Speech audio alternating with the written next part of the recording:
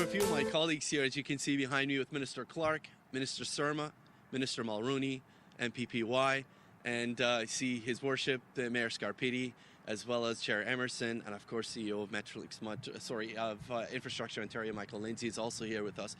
We're here to help deliver an important announcement for Ontarians, specifically those living right here in York Region. And I'm sure everyone here in attendance and Ontarians watching at home are aware of the housing crisis our province is currently in.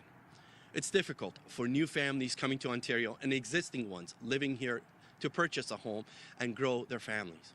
However, with the recently passed More Homes for Everyone Act, this legislation would make it easier and faster for homes to be built right here in our province, and ultimately reduce the cost to buy a home. Today, I'm joined by Premier Ford, who will deliver an important news for the residents of York Region to help address the housing crisis in our area. With that said, I'd now like to welcome Premier Ford to the podium to deliver key details of this announcement and explain how this will benefit the residents living in York Region and all Ontarians across our province. Thank you very much. Premier.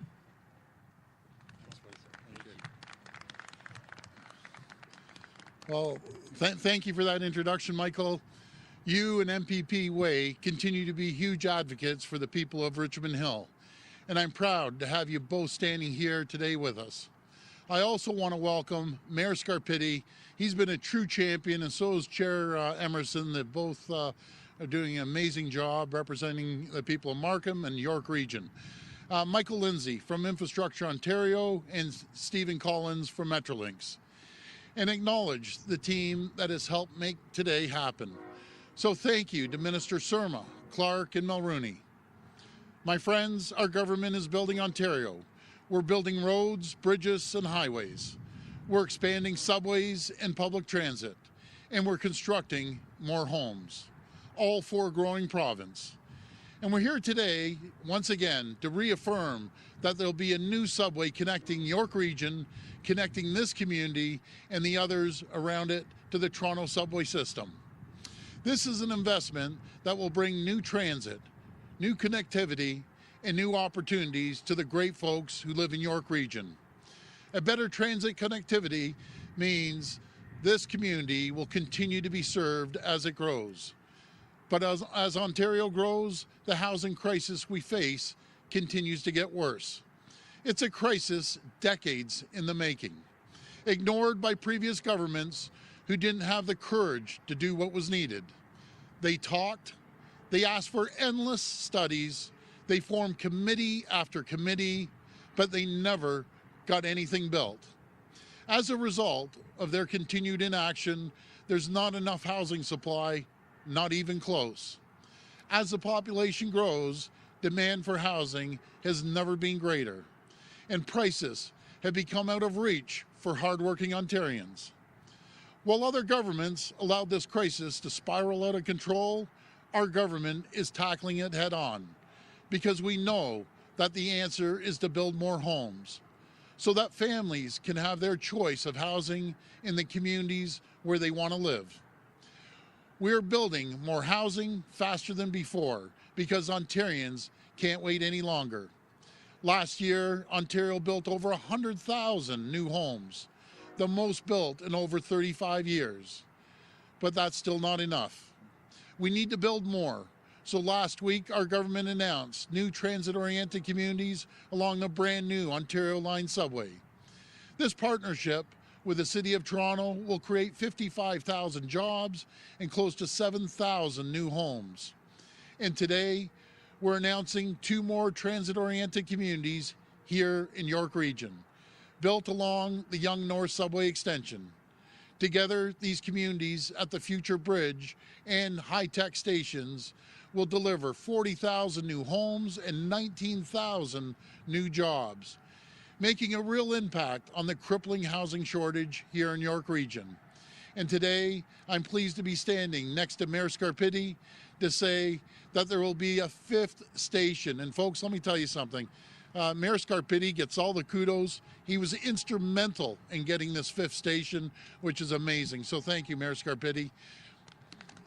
Thank you. And which has been made possible by the TOC program, Royal Orchard Station. This fifth station will serve the great people of Markham, Thornhill, and York Region when added to our historic $28.5 billion investment in transit infrastructure, the largest transit investment in Canadian history. These transit-oriented communities form a crucial part of our plan to build Ontario for the future. And they will help bring the dream of home ownership closer to more Ontarians. These will be true communities with jobs, transit, and new homes. Places where people can live, work, and raise a family.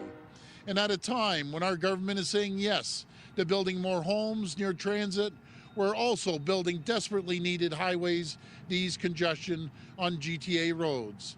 That includes building Highway 413 for Brampton, Mississauga, and Vaughan, as well as building the Bradford Bypass. Others may tell you they have to choose between transit and highways. They'll give you all sorts of reasons why we shouldn't build more homes for this growing region. They'll find any reason to say no. Folks, that's not me, and that's not our government, because we're a government that gets it done. In 4 short years, our province has come so far together. Let's keep building. Let's build roads and highways to ease congestion.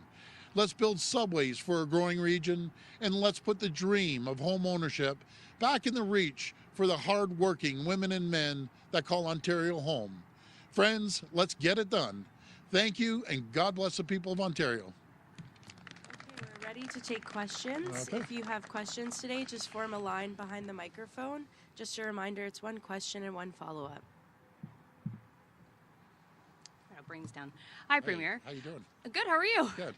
There have been a lot of announcements by your government recently. Yeah. Why wait to this point? If these were important projects, why wait to right before the election to move on some of these things? Well, you look at our announcement. Let's just use subways, the $28.5 billion.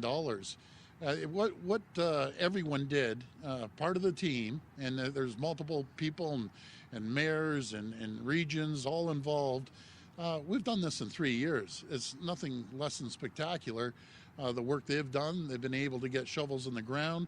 You know, everyone talks about it. The previous governments, they talk. They set up committees after committee. They did study after study. But at the end of the day, they got nothing, absolutely nothing done. And we were facing a transit crisis. We're facing a housing crisis. And we're going to get shovels in the ground and make sure that we connect people from point A to point B on the highways and allow people to have a choice of more housing. If, you know, those problems, I think you think were obvious when you took office in 2018. Yeah. So still, why did you wait until the eve of the election to start to repair those problems? Well, we didn't. We started immediately. As soon as we took office, we put down a plan for transit, the largest infrastructure transit plan in North America. We started absolutely immediately. Now you're seeing, after the studies and environmental studies and collaboration with the municipalities, got 3 levels of government funding that no other government was able to do.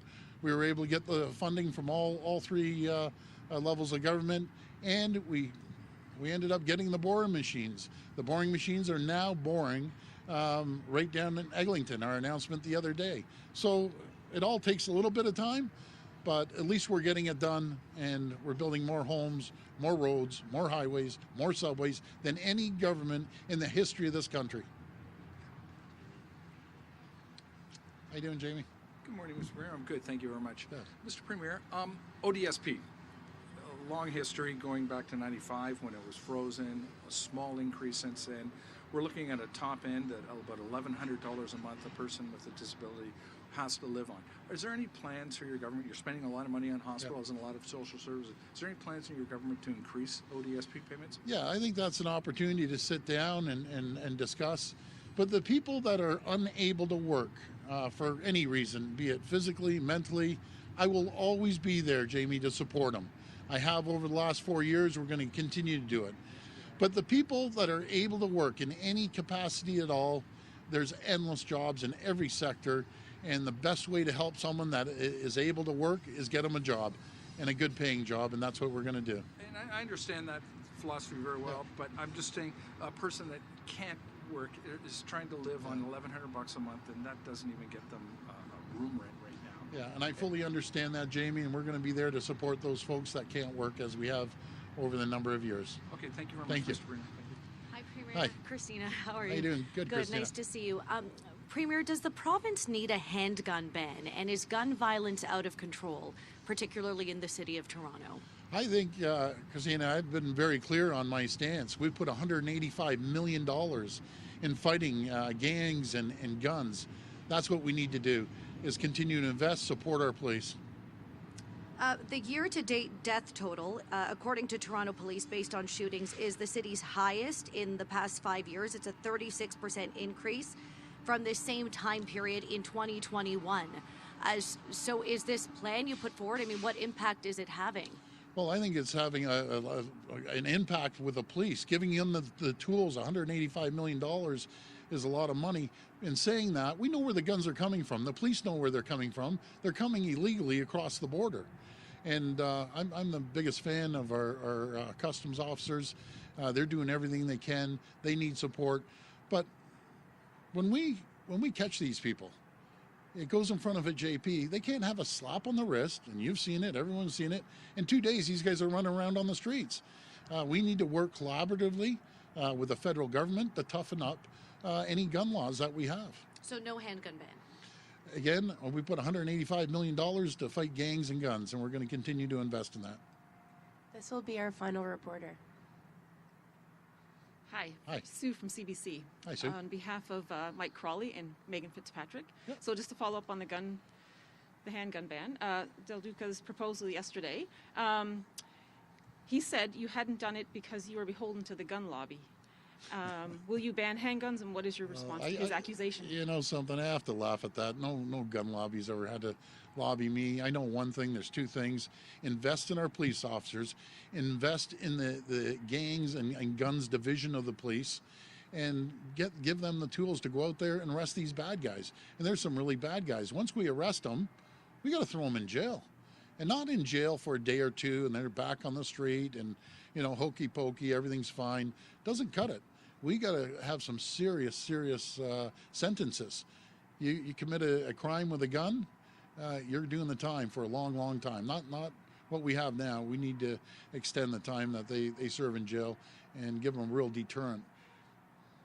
Okay, changing.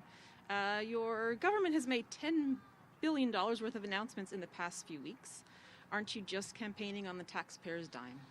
Well, you know something, we've been building from the day we got in office, right from day one. We're creating jobs. We were also had more housing starts, over 100,000 housing starts. That's more than any government in 35 years. So we've been working from the day we got elected. We're going to continue to work. There's two crises. There's getting stuck in gridlock all day, you know, coming home back and forth. The 413 is going to take a half an hour one way, an hour two ways. For people to get home and get from point A to point B a lot quicker.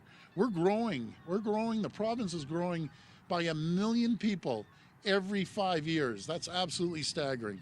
We see a housing crisis. It's very simple, supply and demand. We need more housing to make sure that we level off the cost, or if not, reduce the cost for the hardworking women and men of this province. Thanks, everyone. Thank you, everyone. Thank you.